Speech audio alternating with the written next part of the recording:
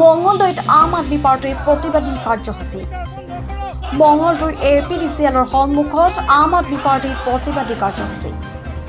আৰক্ষীৰ বাধা প্ৰদান।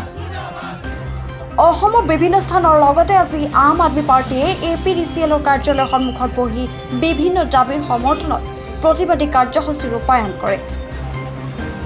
প্ৰিপেইড স্মাৰ্ট মিটাৰ বন্ধ কৰা, অসম চৰকাৰ মুৰ্দাবাদ, বৰ্ধিত বিদ্যুৎ মাচুল হ্ৰাস কৰা, বিদ্যুৎ যোগান নিয়মীয়া কৰাৰ দাবীত ৰূপায়ণ কৰা প্ৰতিবাদী কাৰ্যসূচীৰ অন্তত এখনি স্মাৰকপত্ৰ বিদ্যুৎ বিভাগৰ বিষয়াৰ হাতত অৰ্পণ কৰে।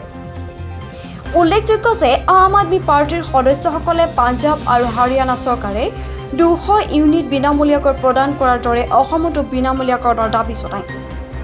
News desk report Darrang live. বা এনেকুৱা কোনো দৰিদ্ৰ সীমাৰেখাৰ কথা নাই, সকলো মানুহকে দিছে। গতিকে এই দাবীটো আমি অসমত উত্থাপন কৰিছোঁ। অসম চৰকাৰে পঞ্জাৱ আৰু দিল্লীৰ আৰ্হিত অসমতো তেওঁলোকে বিদ্যুতৰ 200 ইউনিটকৈ বিদ্যুৎ দিব লাগে। এইখিনি আমি দাবী উত্থাপন কৰিছোঁ। আমি এখন আপোনালোকক স্মাৰকপত্ৰ দিব বিচাৰিছোঁ আৰু স্মাৰক বন্ধ কৰক, বিদ্যুৎ মাচুল হ্ৰাস কৰক।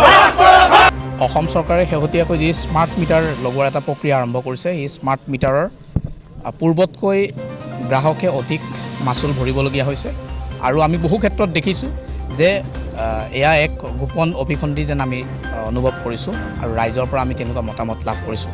গতিকে যিহেতু আম আদমি পাৰ্টি এটা ৰাইজৰ দল, আমি ৰাইজৰ সেই অভিযোগ আজি লৈ আহিছোঁ। গোটেই অসমতেই এটা বৃহৎ প্ৰতিবাদ আম আদমি পাৰ্টি আৰম্ভ কৰিছে। তাৰ অংশস্বৰূপে আজি মঙলদৈস্থিত APDCLৰ যি উপসংমণ্ডল বিষয়াৰ কাৰ্যালয়, আমি তাত উপস্থিত হৈ ইয়াৰ বিৰুদ্ধে আমি প্ৰতিবাদ কৰিছোঁ।